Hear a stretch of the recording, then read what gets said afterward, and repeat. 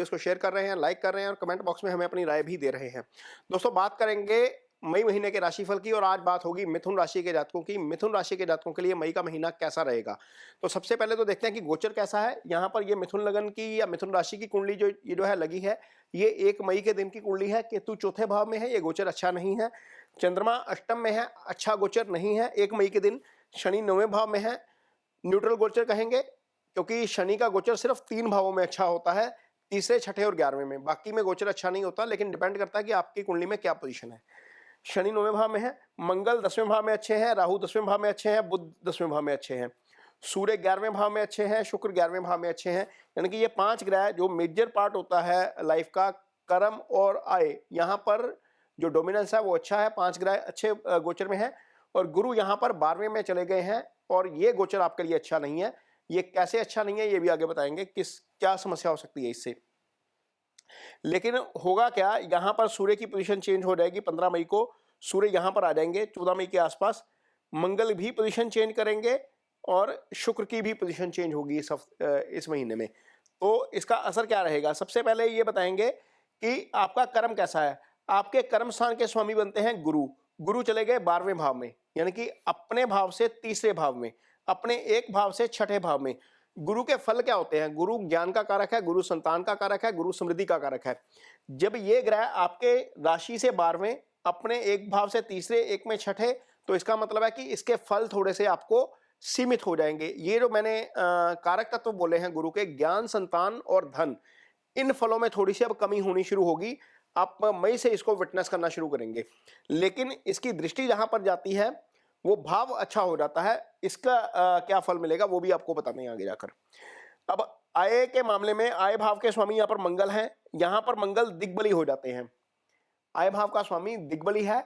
राहु इसके प्रभावों में वृद्धि करने के काम करेंगे। यहाँ पर लगन का स्वामी, आय स्थान का स्वामी कर्म वाले स्थान में चला गया। राहु केतु एक्सिस में है लेकिन कर्म वाले स्थान में है, तो ये केंद्र स्थान है। यहां पर ये युति अच्छी है। इसका मतलब यह है कि आप काम में जुटे रहेंगे। मई का महीना आपके लिए काफी बिजी रहने वाला है, तो निश्चित तौर पर आप जो है वो काम करेंगे तो उसका फल भी आपको जरूर मिलता हुआ नजर आएगा। लेकिन ये प्रयास थोड़ा सा ज्यादा करना पड़ेगा, क्योंकि अब धन स्थान वाला जो स्वामी है, धन का जो कारक ग्रह है आपके लिए, या कर्म स्थान का जो स्वामी है, वो अच्छी पोजीशन में नहीं है। ये अस्त भी हो जाएंगे आगे जाकर। शुक्र भी अस्त होंगे, शुक्र अस्थि हो जाएंगे, रादर 24 अप्रैल को ये अस्त हो जाएंगे। तो ये कर्म और आय की स्थिति रहेगी। रिलेशनशिप की बात करेंगे यहां पर, तो ये सप्तम भाव है। सप्तम भाव के ऊपर कोई भी पाप ग्रह नहीं देख रहा, ना शनि देख रहे हैं, ना मंगल देख रहे हैं, ना राहु देख रहे हैं, ना केतु देख रहे हैं, ना ही सूर्य देख रहे हैं। तो सप्तम भाव एक तरीके से प्रोटेक्टेड है। लेकिन इस भाव के स्वामी का 1, 2, 3, 4, 5, 6 यहां जाना अच्छा नहीं है। थोड़ा सा पार्टनर के साथ तालमेल को लेकर कमी आ सकती है।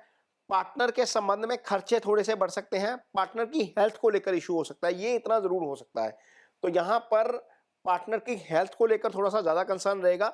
अदरवाइज आपके रिलेशनशिप में कोई बहुत ज्यादा दिक्कत नहीं है, क्योंकि इस भाव को कोई पाप ग्रह नहीं देख रहा, इस भाव के स्वामी को भी कोई पाप ग्रह नहीं देख रहा ज्यादा। केतु की दृष्टि पड़ रही है, सूर्य साथ है, वो आगे निकल जाएंगे 15 के बाद। तो यहां पर चीजें जो हैं वो थोड़ी सी बेहतर रहेंगी यदि हम इसकी बात करें पार्टनरशिप की, आपके लाइफ पार्टनर की। तो यहां पर आपका जो कमिटेड है लोग, जिनकी ऑलरेडी किसी के साथ अटैचमेंट है, वहां पर शुक्र की दृष्टि अपने ही भाव के ऊपर, यानी कि 5वां भाव है इस कुंडली में, शुक्र का ये अपना भाव है। तो यहां पर पंचम एक्टिवेट है। इसका मतलब यह है कि जो कपल्स हैं मिथुन राशि के, उनको अच्छा समय बिताने का मौका जरूर मिल सकता है।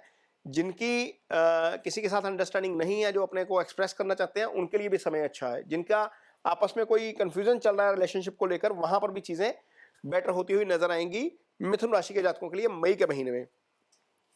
आगे देखते हैं आपके लिए स्टडीज कैसी, हेल्थ कैसी रहेगी। तो हेल्थ इस भाव से देखी जाती है, रोग ऋण शत्रु का भाव छठा भाव है। छठे भाव के ऊपर गुरु की दृष्टि आ रही है। बताया था ना कि गुरु की यहां पर क्या फायदा क्या होगा। अब गुरु इस भाव को प्रोटेक्ट करेंगे, तो छठा भाव रोग ऋण शत्रु का है।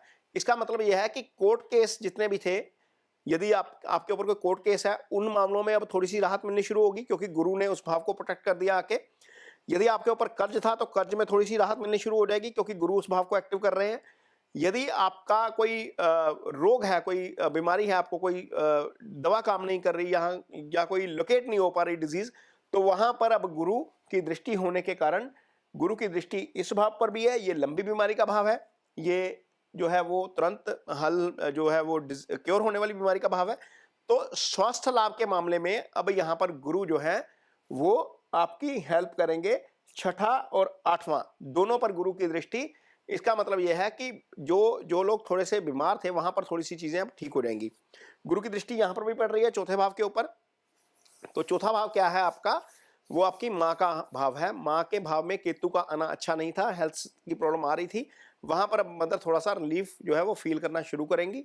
और इसके साथ ही यदि आपका कोई प्रॉपर्टी खरीदने का प्लान है, एसेट खरीदने का प्लान है, वहां पर अब चीजें मई के बाद अब मैच्योर होती हुई आपको नजर आएंगी। जैसे ही गुरु इस भाव को एक्टिव करेंगे तो एसेट वाला भाव आपका एक्टिव हो जाएगा पूरे साल के लिए। ये आपको गुरु के 12वें भाव में रहने का फायदा होगा, उसके दृष्टि का। अदरवाइज जो कारक तत्व हैं उनकी तो हानि हो ही गई गुरु के।